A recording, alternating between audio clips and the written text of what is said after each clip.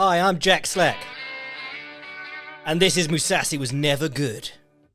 Oi, oi, it's your boy coming at you on Monday, the 27th of June. And we're talking about mainly one of the best UFC fights I've ever seen. But we've also got to touch on the fact that Gegard Mousasi lost again. What is that? First time in like 8 fights if you ignore the ones that he lost but got the decision. I think everyone's expecting me to lay into him here, but I don't. It's not that interesting.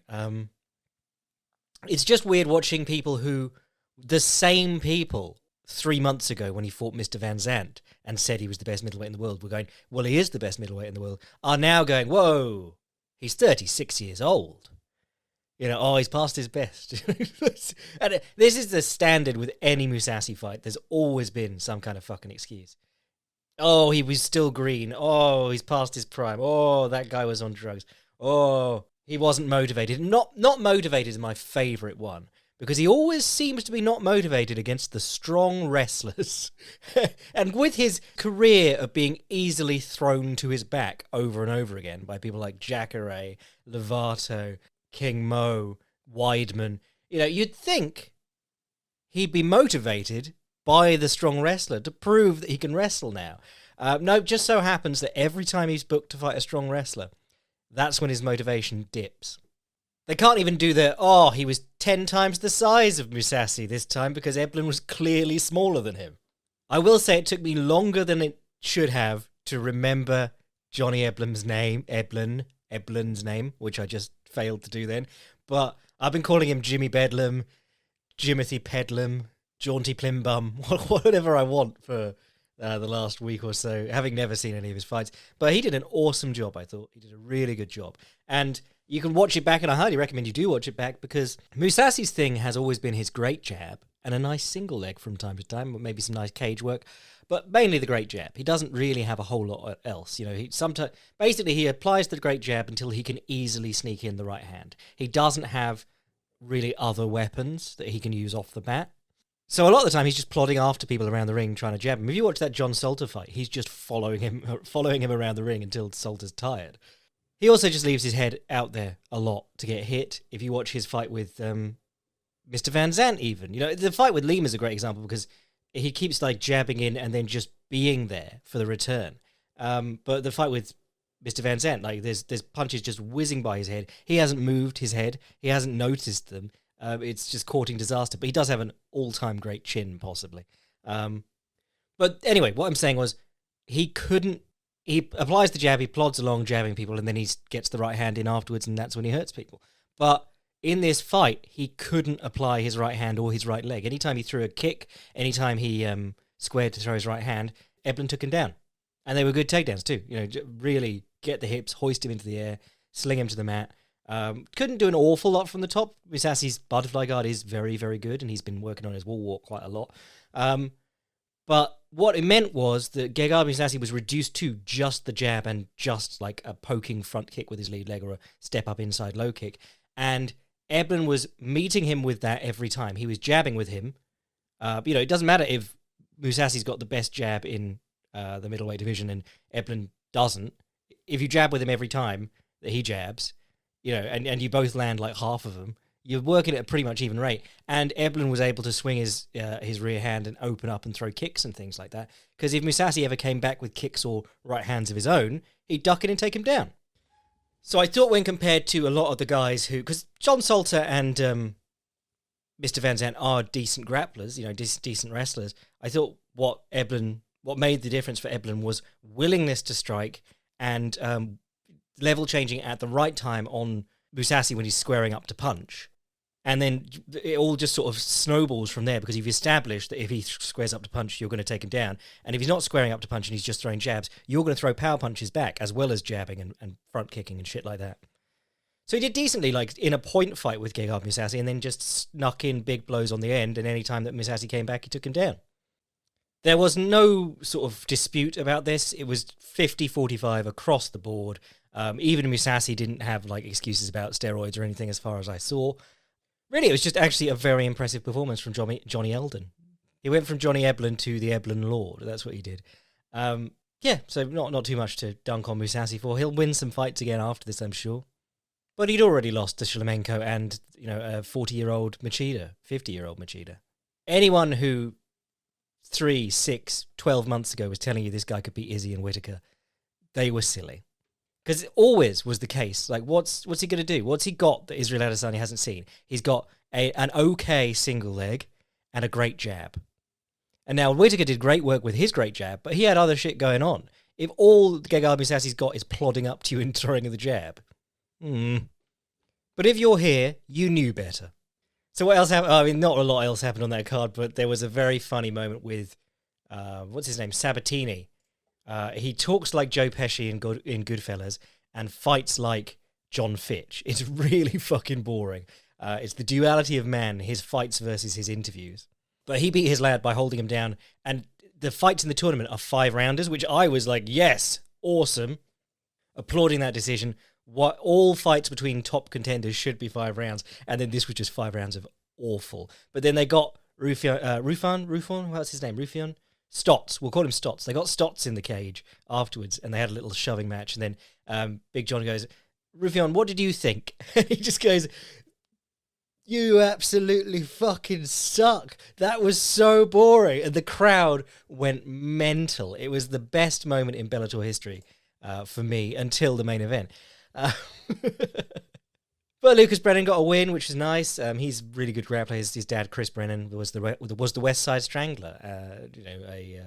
A decent grappler, not a serial killer. But the UFC event, that's what we're going to talk about, because that blew my tits off, that did. I was harping on about this matchup all week, but basically it was another of those great fights like Kutateladze, Guram versus Demir from last week. That was, this is lightweight as well. Yeah, just really shit-hot division. Guys who don't have, I was going to say big numbers, small numbers next to their name. Guys who aren't ranked or ranked in the top 10, but are so elite. And a lot of the top 10, I feel like lightweight moves very, very fast. And there are guys coming up very, better guys are turning up all the time. And a lot of these top guys sort of sit on their rankings. And, I love RDA, but it's an absolute joke that he got that ranking in the first place based off beating Paul Felder at short notice when Paul Felder was training for a marathon. just what is that? Dustin and Justin are sort of sitting there. Michael Chandler's in there. I mean, he's got a win now, so that's decent. But there are these guys. There are guys in the lightweight division who on any given night, if they were just dropped into the cage with any of the top 10, I'd give them a great chance. But I've been saying this for a while. People like back when Dariush and Oliveira and Ferreira and Gillespie and people like that weren't ranked. I mean, Gillespie's still not ranked, but just those guys, you put them in with anyone. I don't care if they've lost their last fight or whatever. That's a horrible task to have to fight them. And I'll get the plug out of the way now, because if you want to get really inside baseball and into the technique and stuff, I wrote an article Sunday, published the audio track for it this morning, and just broke apart my favourite bits from Gamrot versus Tsarukyan. So it's a lot of technical stuff going on in this fight, and if you want specific examples with my doodles on them and saying, look, this is awesome, this is awesome, this is awesome, that's the place to go to get that. Also talked a bit about Mario Batista's guard passing and stuff. Become a Patreon boy, sign up to Patreon, go over to Patreon. I'm doing those most weeks that there's a UFC fight now, getting back into writing. If you don't know, if you're coming to the podcast and you're just like, Jack Snack, what, were you born a podcaster? You're so good at this. What were you doing before this? I was a writer before this. I didn't used to podcast. I didn't like talking, and now there are about 400 hours of me flapping my gums available to you. But yes, I've been getting back into writing, having a lot of fun with it, and that article came out well. They tend to come out better if the fights are fucking awesome, to be honest. Like any content. To be honest, actually, podcasts can be really fun if the fights are terrible. Writing articles back in the day when the fights were terrible, that was hard work. But then that's the freedom of podcasting. I had to be serious and go, ooh, look at these techniques here in Kimbo versus Dada. Actually, I did get to slate Kimbo versus Dada in an article once, but, I had to try and salvage the interesting shit from just bad cards. Whereas podcasting, I just get to laugh at what is honestly always has been a very silly sport that I've always enjoyed for the lulz. But anyway, Tsarukyan versus Gamrot was fine wine in the cellar of the MMA fan. It was terrific. I think I said about as good a fight, technically, as the UFC's ever seen. And I think I said that about Makhachev versus Tsarukyan. Tsarukyan he can go with the very best. And one of the things that really impresses me about him is that either his team are scouting people very, very well and preparing him very, very well, and he's sticking to game plans very, very well, or he's coming up with specific answers to specific opponents mid-fight and doing really well with it. Because, he gave Makhachev a ton of trouble in exchanges and scrambling up from the floor and so on. But against Gamrot, he was doing incredible things. So Gamrot likes to go... We talked about this in the boycast, but he's a switch hitter who likes to jab and throw straights off both sides, which is a style that's coming into vogue at the moment. It's the current onion on your belt, but it's Cyril Gane does that. Most of his work is done with straight hitting, switching stances. Kamaru Usman jabs and crosses from both stances. So it's a very effective style because you're only really learning the mechanics of 4 punches. And you're giving the looks from both stances, which is so you're doing sort of the minimum to get the switch hitting buff, I suppose. Switch hitter plus 10% confusion for your opponent. But Gamrot likes to shoot a lot of his takedowns with his right foot forward from southpaw, but he tends to box more from his left foot forward orthodox. So he'd go southpaw and he'd throw a left overhand or a left straight and step outside Tsarukyan's lead foot as he did so, which is a nice way to line up your left straight or your left overhand. But that also means that he can just drop in on that leg and pick it up. If you remember Eric Anders' last fight, God, why would you? But he was doing it constantly. He does it constantly in his career. It's left straight, drop onto the single leg. And he doesn't finish a lot of single legs, but he does get on a lot of single legs. And so that's what Gamrot was doing throughout this fight. He also likes to shoot a low single from the same position. But he showed this a couple of times, and already in round 1, Tsarukyan was starting to counter it, specifically that move. And I think it was round 2 where Gamrot goes for it, and Tsarukyan slips the punch, stuffs Gamrot's head to the outside of his hip as Gamrot's level changing onto his leg, and picks up Gamrot's leg on the same side, and turns him over, or goes to turn him over, and Gamrot puts his hands down, and Tsarukyan runs around to his back, which is an awesome counter to a specific thing you've seen in someone. And then Gamrot fucking did a Victor roll to try and get on his legs. Tsarukyan freed one of his legs, but Gamrot started coming up to his back. He floated over into side control and started attacking the Kimura.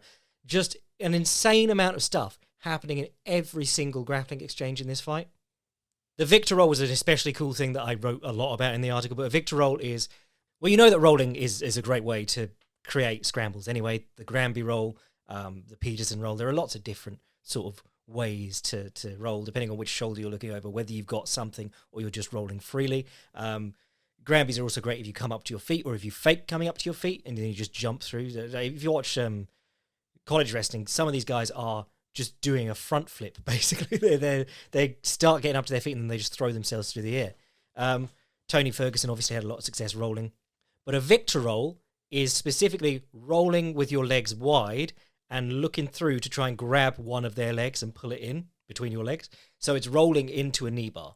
And it was made famous by Volk Han, who was a very early Sambo fighter in MMA, who coached many, many great Sambo fighters. There's some great footage of him coaching Fedor and Sergey in like a camp. But yeah, he was a very influential guy. And by the time that he was in MMA, by the time MMA was coming along, it was basically he was in rings, which was pro wrestling, and then they started doing MMA, but they always sort of did works as well. So his MMA career is sort of looked at as a not entirely legit. And he was about 50 at the time too, so he's fighting like young Antonio Rodrigo Nogueira at the age of 45 and also being smaller than him. But he had, in his both pro wrestling and his MMA fights, he loved rolling on the knee bar, which, that was Vas Ruten's like answer to everything. He'd go, roll for the knee bar right now. And if you listen to any of his commentary, it's always just advising to people to roll for the knee bar. It was seen as like a gimmicky bullshit technique, but with guys getting better at using leg entanglements to sweep and guard pass and come on top, not just look for heel hooks and knee bars, they've become, it's become a more legitimate attack. And there are positions where you don't have the control to begin with. If you're giving up control to roll for a knee bar, that's stupid. If you're in a position where you're pretty defensive and you can roll through on the knee bar and either sweep them over or threaten to attack their leg, that's super legit. So the one that really stood out to me was that Gamrot was taken down by Tsarukyan in the first round. He's sitting along the fence. Tsarukyan picks up his legs and binds them together by sitting on them, Habib style, which is a technique like the Dagestani handcuff. It's a technique that encourages the opponent to turn their back, because you're either staying there and they'll beat you up while you're doing nothing, or you've got to turn your back to get out, and then they'll go to your back and start mat returning you and then eventually drag you into back mount and choke you. It's the Makhachev playbook as well. So turning your back from there is sort of a must to get your legs free and start working. But guys turn their back and then they start to try and stand up along the fence and break their hands and get back, turn back into the opponent, which is really, really hard against good opponents. Gamrot started going to his hands and knees and then immediately dived through his legs, rolled over. Tsarukyan managed to free his leg and come up on the body lock, but it created a whole scramble where Gamrot got back to the feet. Victor rolled again, got on top. Really impressive stuff. And if you want to watch really good Victor rolls in action, Gary Tonin, obviously. In fact, Gary Tonin met Mateusz Gamrot in, I believe, the quarterfinals of ADCC 2019. And I believe he Victor rolled against Gamrot as well. So it's a super legit technique. But I wrote a ton about that in the article. The striking, which is probably the bit that most people want to hear me talk about, but Tsarukyan, we talked about it before, but loves his left kick. I think he's probably left-handed because he's all about the left hook and the left body kick. Sometimes with a switch, sometimes just does it out of his stance, which is really impressive. But this makes a great comparison with the Shavkat fight, which I'm not going to talk about much because it wasn't very long. Actually, it was long, but it was like the same thing was happening for a lot of it. But the Shavkat fight, Neil Magny comes out kicking loads, and then the moment that his leg gets caught up, it wasn't even a proper catch, it just sort of ended up in Shavkat's armpit. And Shavkat goes, "Oh, I'll have that." Neil Magny just hops backwards and falls over into guard. That if you're kicking, the expectation should be that your leg's getting caught. And Tsarukyan kicks constantly, knowing his leg's going to get caught. And if you saw it in the first round throughout the fight, he gets his leg caught and he immediately frames off their face. He's punching them, he's elbowing them, he's defending a single, and then he's back to kicking when he's out of the single. If he'd stopped kicking because he was scared of getting single-legged or ending up in the single, he wouldn't have had half the success. He was so successful because he was kicking. And the balance on these lads, insane. We were talking about Jiri versus Teixeira last week. Every time Teixeira got Jiri's leg up to his shoulder, Jiri was falling over because that's how balance works. It's a tree topper. You get it up as high as you can and they fall over, or you just run them down basically. But both these lads got their legs raised up to the shoulder. They're standing there punching on one leg. They're freeing their leg and working. Just incredible. That's what it means to be a rounded fighter at lightweight. It's insane how high the level is here. But yeah, the body kicks were really good. Left ones, but basically it worked because Mateusz Gamrot is going to box his way in. So he's going to be pumping his hands, they're going to be away from his body, and he's going to be stepping in close enough to try and pick up a leg. So if you kick him, you've got a great chance of giving him a momentary wind, which will make it hard for him to hold on to the leg to begin with. So you're defending a single after punting him in the ribs, and he's going, ooh, or you're defending a single when you haven't thrown the kick and he's just on the single. So yeah, kicking actually works better in that respect. So every time that Gamrot came in orthodox, Tsarukyan hit him with the left kick to the body. Every time he went to southpaw, Tsarukyan hit him with the right kick to the body. Our constant theme in kicking, everything above the waist, kick on the open side. The open side is the side that their belly button is pointing to, or the side of their back hand, back leg, whatever. There was a really nice technique which I loved Tsarukyan doing because it also was exactly what Johnny Eblen knocked down Mousasi with, which was because he's an orthodox fighter, when Mateusz Gamrot backed him towards the fence, he would leave his stance and start side skipping, so he'd flatten his stance out, and then he'd go to his left, and rebound off his left leg with a left kick. So he's squared his hips, he's bouncing off his left leg. He's got a bit more stank on it than he would, and he hasn't had to switch. He's just left his stance and come back in, and the little direction change really threw Gamrot off as well. And in fact, that was the one when Gamrot managed to parry one of those. He tried to come in again, and he got hit with the back fist and dropped, which, again, we're talking about that all the time at the moment, but if you miss a kick, might as well spin. You know, because if you miss a kick, the guy's going, I'm getting on his back, or I'm getting in to get strikes. You know, you can kick someone in the butt when they miss a kick and make them stumble away from you, but that doesn't help you in the long run. So yeah, you really don't have a lot of options that don't bring you into range to be back kicked, back elbowed, back fisted. But yeah, that was an interesting technique, that side skip, level out the stance and then come back with what was the lead leg, but is now back and a power leg. That was exactly what Eblen did with his hands. He was fighting southpaw against Mousasi. Mousasi starts back into towards the fence. He starts circling off to his right in a completely square stance, feet level, side skipping, and then he bounces off his right foot and comes back in with a right overhand. You know, that had been his lead hand. He'd been very bladed, so it was just sort of poking. And then he squares his stance out, rebounds off his right leg, and twats Mousasi. Mousasi, yeah, I've said it already, but really amazing chin. So the body kicking was really nice, and it worked for about 3 rounds, and he kept trying it in the 4th and 5th as well, but Gamrot was having a lot more success succeeding in actually running through his takedowns. One of the things that just amazed me in this fight was not only were they both attacking constantly and working constantly, and neither of them really got a significant upper hand at any point in 25 minutes, but if you watch Gamrot, he shoots and then he'll... if the person sprawls on him, because the sprawl is like the basic level defense in MMA, you sprawl into the front headlock. He shoots and then he'll try and sucker drag the guy on their knees. He'll try and arm drag him. And then he'll try and shoot again because they'll probably stand and turn towards him. So he's doing 2 or 3 things every time he enters. You know, we talked about Teixeira Prochaska the other week. One sucker drag from the knees was enough to be a huge moment in that fight. Teixeira attempted 1 in the entire fight. There were no moments. Well, there was one moment in like round 4 where Gamrot was in a sprawl on top of Tsarukyan and he managed to push up into a single. But there were basically no moments where one man was stuck underneath the other one in a sprawl. They just didn't end up there, which is when you watch wrestling at a high level, no one gets caught in a sprawl. You attack and then you keep attacking and try and come up to your feet because you don't want to be on your fucking knees or on your belly as they're just running around you. And certainly in MMA when they can start fucking choking you and things. So anytime Gamrot shot, or anytime Tsarukyan shot, there was another 2-3 things going on, and they're countering everything the other guy's doing as well, which is incredible. The pace, I imagine these guys better be doing EPO because I cannot get my head around how they're both doing this much for 5 rounds and everyone else in the sport isn't. Also, 3 amazing rounds from Tsarukyan because that was what got him against Makhachev. He sort of slowed down. You know, he worked at an amazing pace in the first round and a half and slowed down a bit, and Makhachev was like, all right, calm down now, lad. Because I believe he wasn't a last-minute replacement, but he was a replacement for that fight. And everyone was sort of going, who's this Arman Tsarukyan? And then we had our tits blown off by that fight. If I could go back and see myself saying, who's this Arman Tsarukyan? I'd be like, bruh.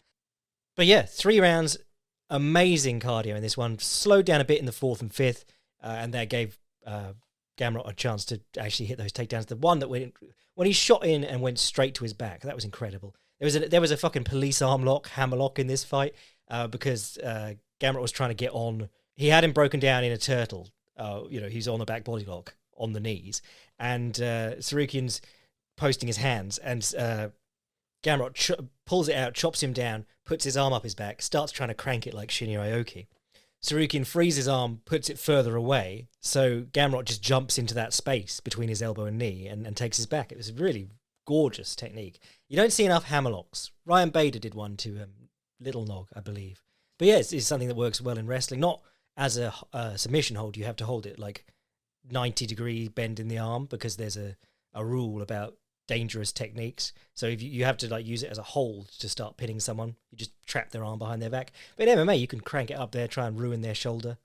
There was a healthy amount of cheating from Tsarukyan in this fight. I'm just going to say it, because he grabbed the fence a few times. He grabbed the glove a lot in the clinches. If you noticed that, I put up a clip of him saying he tried to do the dirty Donald, the old Donald Cerrone, where you hold the glove in the clinch, and then you try and head kick him on the same side on the way out. He was trying to left hook him.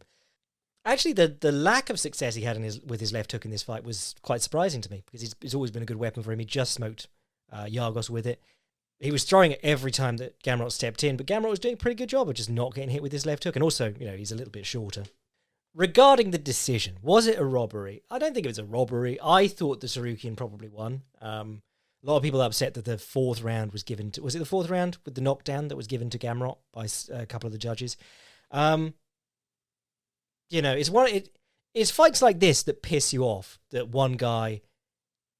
Because effectively they both did enough that they should get their full purse, but one guy's not gonna. They probably got a fight of the night bonus or something like that, I'm assuming, because it was one of the best fights I've ever seen. But, it's fights like that, and last week's Emmett versus Cater, where you are annoyed by the fact that there was so little to separate these fighters, and yet one of them's going home with basically double the money.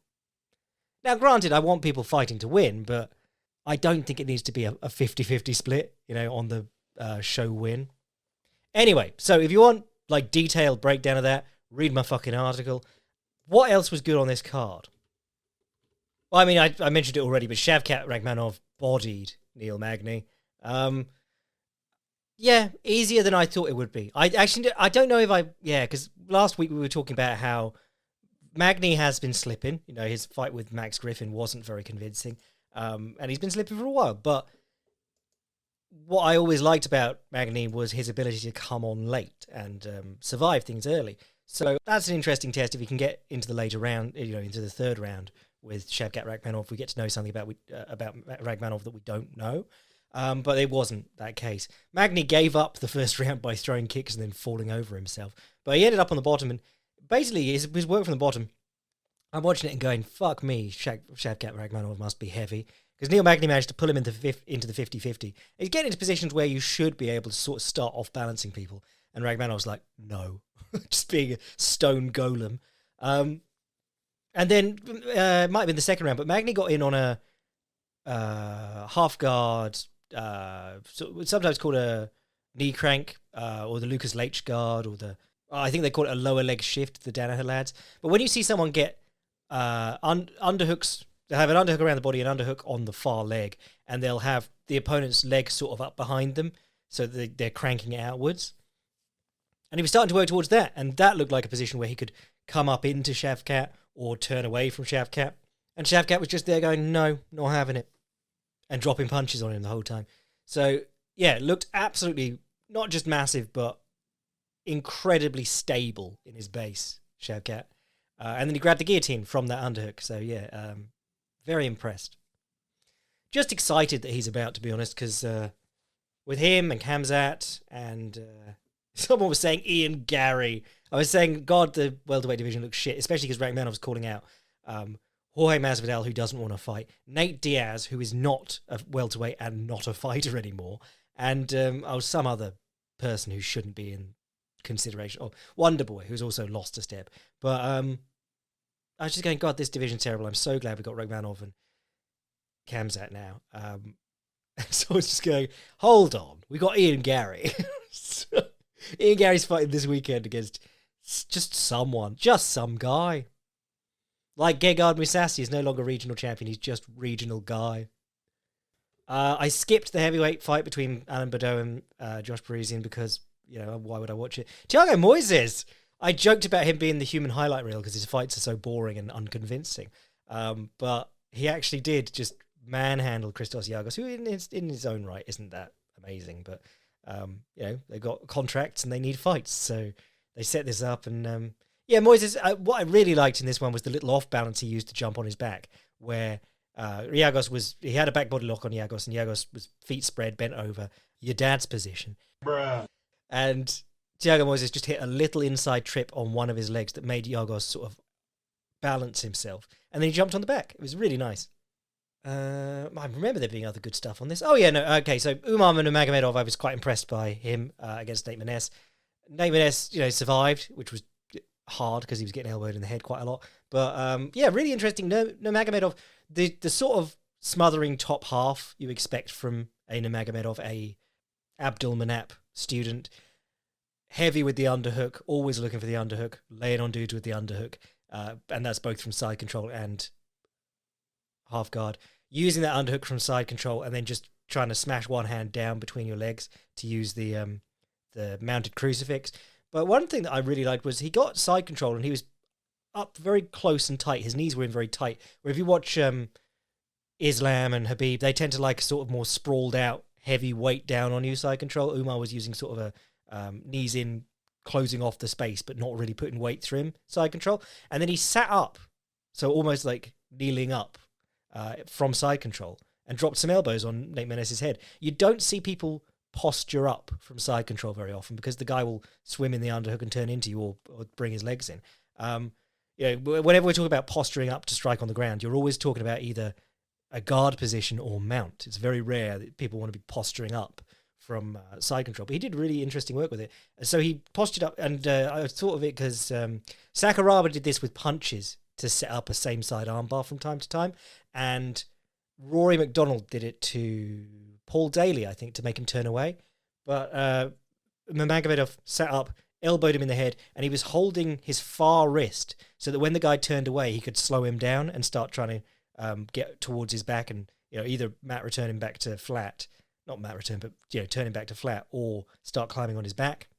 Kicks were nice. I really liked we're often talking about dynamics in striking and how if you watch really good guys, they'll throw maybe not slow punches, but they will throw slower punches and then they'll throw fast punches.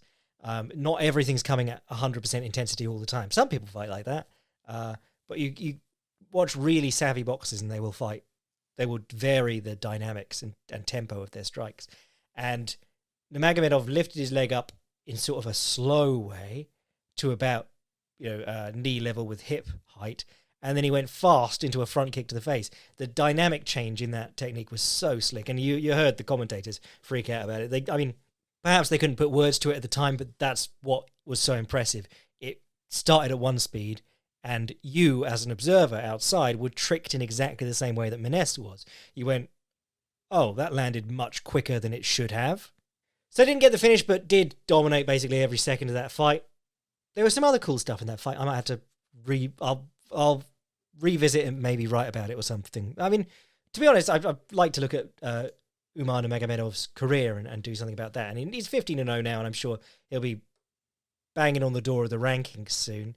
So I'll get a chance. Chris Curtis versus Rodolfo Vieira. Do you know what? I was actually impressed by Vieira in this fight because his gas tank let him down against Fluffy Hernandez. It was like, oh, if I can't take him down, what can I do? It was that classic exposure of the great grappler. And in this fight, he had 20 out of 20 takedowns stuffed, but he kept doing them.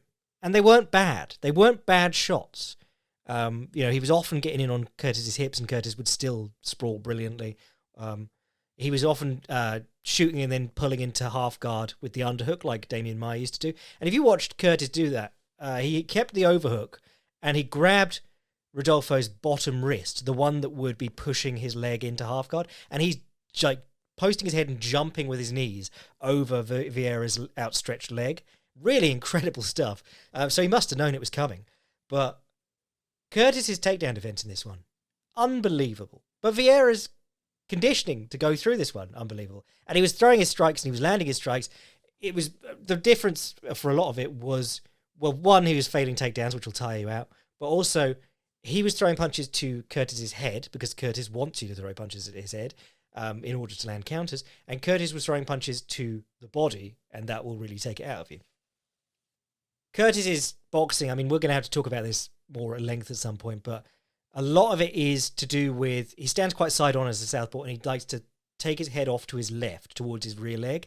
And as he does that to get away from punches, normally jabs, he throws his right hook wide over the top. So it's a very slappy right hook. But what it does is he lands it and then he immediately follows up with the left hand to where he just felt their head is. Or he follows up with a big left swing to the body. And by going between those two alone, that's enough to confuse people. He does a nice little thing where he squares his hips and he takes his head off to the right and shoots a left straight as he's slipping.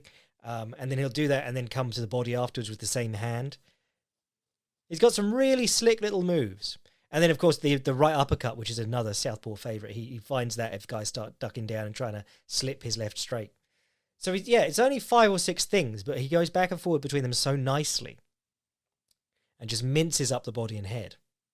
But if you go back and watch this fight, the Hawes fight, less so the Hawes fight, more the Allen fight, that counter right hook, the just slappy right hook as they jab in, it's a real nightmare for him. Anything else interesting on this card? No more like Mario Batista I'm going to shout out because again, this is in the article, but the over-the-back grip. If you want to know how he if you want to know how, RIP to Cumtown, by the way. If you want to know how he busts through Brian Kelleher's guard so quickly, over-the-back grip, where you swing your arm over their head so that they're in your armpit. Their head is in your armpit, and you pull them in. That and the scoop grip. He's just moonwalking out of Brian Kelleher's guard like Kelleher doesn't even have a guard. And then we were talking in the Teixeira versus Prochaska fight about underhooking the leg from side control so that the guy can't turn into you. Kelleher's got the underhook. He's going to turn in.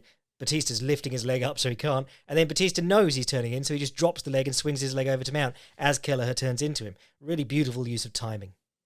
Then there were a couple of quick knockouts, which you should probably touch on. Ulberg versus Nchukwi was sad for me because I like Nchukwi, but I've never seen anyone reach as far away from their body for every jab as Nchukwi did in this fight.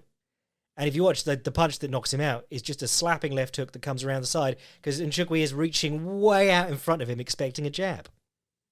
The JP Bays, whatever we're calling him, one was quite sad. Cody Durden went jab to the body and then right hand across the top. And that was about it for interesting fights on that card. Let's do a quick question and then we'll get out of here for this week. Question from Rain. Subject line is Jessica Andrade 2.0. Hi Jack, I was rewatching Zhang Weili versus Joanna Jędrzejczyk 2, and I noticed this instance where Weili hits a counter low kick off Joanna's jab when Joanna's back is to the fence. You were always saying that if Jessica Andrade had an inside low kick or a low kick, she would be a more dangerous ring cutter. However, do you think Zhang Weili, with her power and athleticism, combined with Cejudo's guidance, is the fighter Jessica Andrade could have been? Sorry if that question is confusing. What I meant to say is Zhang Weili Jessica Andrade 2.0 from Rain? The instance that he's talking about is round 1, about 4 minutes 34. Oh, so early on. Joanna's back is to the fence. She jabs off.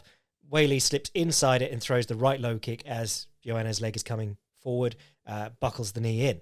Something she did a lot against Rose Namajunas as well. It's very much something that's come up since working with Cejudo. She's timing these low kicks better. And it's something I'm always pointing to as one of the reasons that I like Cejudo, and I think it's Eddie Cha and Eric Albarracin, one of the reasons that I like what they're doing with their fighters, and it stands out that they've been working with these guys, is that they are taking tools that most fighters have and applying them better. Every fighter can throw a good right low kick. Certainly every fighter with like some degree of striking experience can throw a good right low kick. It's about timing it and using it correctly. And that's what the difference between Weili Zhang before the second Namajunas fight. If you watch the Namajunas fight and the Jędrzejczyk fight, she is slipping inside and outside of straight punches and throwing counter low kicks back. And that's working really well for her. Because when someone jabs in, as both Jędrzejczyk and Namajunas are wont to do, they blade their stance, they extend, and their leg, firstly they're sort of bladed so their knee often turns in slightly, but it's also much easier to buckle that leg in when someone's in the process of putting weight onto it. You don't want to catch someone when they're flat, you want to catch them when they're going in or they're coming out. That's the secret with really nasty low kicks. But in terms of the Jessica Andrade thing, my criticism was always much more simple than this, to be honest.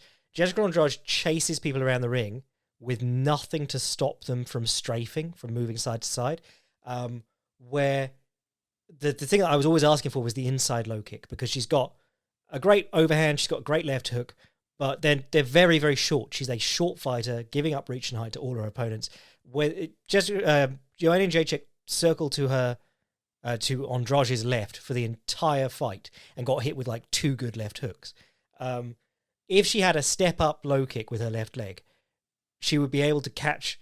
Well, when someone flattens out their stance, it doesn't really matter which lead they have, whether they're southpaw or orthodox normally, but just stepping up and kicking the trailing leg when someone's circling is so powerful in stopping them from circling away from you. And if you do it they can't go through your leg. They can't drag their thigh through your shin. So you're going to be. It's like with the right hook we were talking about with Chris Curtis a minute ago. It's tracking your left foot. Your left shin connects on their right leg, and you know exactly where they are, and you just come in afterwards with punches. And that would be enough to make Jessica Andrade a better fighter. But honestly, I think she's got some dummy coaches, because I've seen so few ideas for how to stop an opponent simply circling away from her. In terms of can Zhang be Andrade 2.0, I think she'll be, she's a different, probably better thing at this point. She applies her wrestling did apply her wrestling so well in that second Jacek fight against a great counter wrestler too. She's big and strong and she hits hard, but honestly, she'd been getting into sort of, if you watch her pre-title fight run in the UFC, she was in these weird kickboxing matches. She had great moments of strength in the clinch and on the ground, but it wasn't super technical. She wasn't making them happen. She wasn't getting there of her own accord. With the two recent fights, I've noticed it all coming together more. There's more of a general game plan than the weirdness that led to her getting like close decisions over, what's her name, Danielle Taylor, the midget cop. Just, yeah, bizarre watching her earlier fights. She went from fighting absolute bums in China to, okay fighters in the UFC and looking fairly meh against them. And then she, even before the work with Cejudo in the first Jacek fight, I was really impressed with her. She was landing her counter right hands better. She just looked like a smarter fighter. And I think she'd been working with Sanchai or something for that. So honestly, she should just keep going around and finding interesting people to train with, because it's making her a lot better. And there is also a degree of coachability there, because I don't know, I'm blaming Jessica Andrade's coaches, and the only other fighter that I know they have is Priscilla Cachoeira. So that's why it's easy to blame her coaches. But Jessica Andrade might just be hard to coach. She might just not take things in. And that does happen with fighters. People can work as hard as they like on stuff and still not get much better at it. And some people just are really coachable. And from what I've seen of Zhang Weili in recent months, I would say she's very coachable. Because even if you're making a good effort at something, if you train any kickboxing or grappling or anything like that, you will go into sessions with a goal, with things you're working on. And the moment you get tired, or the moment that someone hits you or crushes you in a way that you don't like, you'll see red. You see red, bro. Just black out. But to stay disciplined is very hard. To stay disciplined when you're doing something that's not your A game is even harder. Everyone in a tough sparring match or a tough sparring session or anything like that will revert to what they know they can do. And to be really good and develop as a fighter, you have to be able to say, no, I'm working on the weak points. That's something that I always remember from accounts of Ali sparring. Apparently he just looked like shit a lot of the time because he'd work on his worst points in sparring. But it was also really disappointing for all the press who turned out to see him in Big Bear, because it was just him leaning against the ropes, taking punches, trying punches that he wasn't very good at, like the right uppercut, but yeah, necessary to become great. Cheers, Rain. Right, I reckon that'll do us for today. Go read my article. It's the tits, and I'm doing them most Sundays now. Well, most Sundays there are UFC events or something interesting. If you missed the Boycast this week, we talked about the fights that have just happened. We previewed them, but we also talked about the match between Tenshin and Takeru, which was a lot of fun. I'm going to try and find the rest of the event now by Googling the match torrent. And then we'll probably do something later in the week, but I'll be back for the Boycast probably Thursday. And we got a great pay-per-view coming up. It's honestly, Misha Tate and Lauren Murphy dropped out. It's got even better from that. So really looking forward to this one. You got Adesanya in action against a guy who doesn't really have a choice but to stand with him. So that'll be good. And then you got Volkanovski, one of the pound-for-pound best fighters in the world right now, probably ever. Ever. Against another one of the pound-for-pound best fighters ever, Max Holloway. They're filling out their rivalry, the third fight. You got Alex Pereira versus Sean Strickland for sort of a what-the-fuck kind of matchup. Pedro Munoz versus Sean O'Malley, which is the first good opponent Sean O'Malley's ever fought. You got Brad Riddell and Jalen Turner. That'll be fun. Robbie Lawler's back. Fucking hell. Ian Gary, the future of the welterweight division, is fighting some guy. They fucking bumped Donald Cerrone onto this card. And yeah, wouldn't you know it? On another big card, there's Jessica I for no reason. No one wants her here, but she is anyway. But yeah, man, banging card. Can't wait to. Dricus Duplessis. Dricus Duplessis. He's fighting Brad Tavares. That'll be fun. Yeah, great card. Looking forward to that. We'll be talking about that on Thursday. So yeah, if you want to read articles, get the Boycast, support the podcast, sign up to the Patreon. I know you got that money now that Cumtown's dead. If you want to send an email to the podcast, jagslackpodcast@gmail.com. And if you want to see what I'm writing anytime, fightprimer.com. I am your boy, Jag Slack. Johnny Eblen, causing bedlam. Bless.